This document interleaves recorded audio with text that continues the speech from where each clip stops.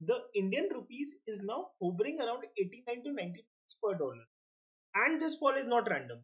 Something deeper is happening in the global economy, and India is right in the middle of it.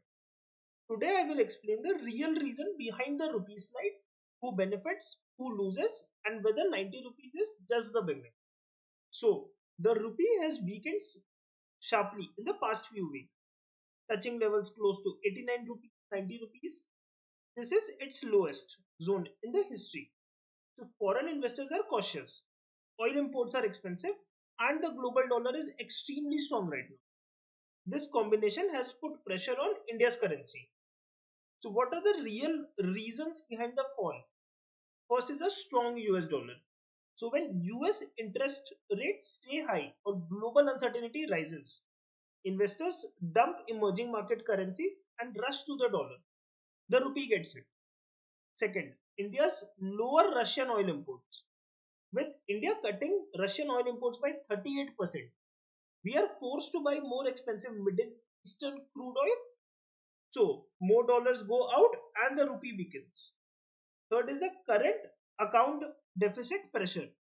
So, even though CAD moderated recently, India's import bill remains high, especially for energy, electronics, and gold.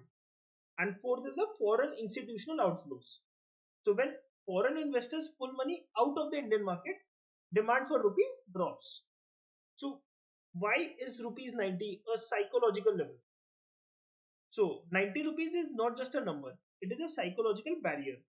Crossing it can affect import inflation, oil prices, flight tickets, gadget prices, industry margins, investor sentiment. It doesn't mean panic, but it does signal stress in India's external account. So, who gains and who loses? When we talk about the losers, so import heavy industries like electronics, aviations, and autos, travelers, students abroad, oil companies. But when we come to the gainers, exporters, IT companies, pharma exporters, textile and manufacturing exporters. So rupee weakness is bad for consumers, but can be good for exporters and market earnings.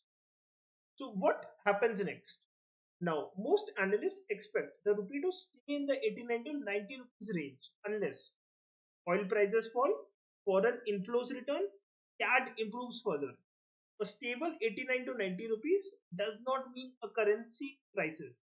It means India is adjusting to global conditions and is still far stronger than many other emerging markets.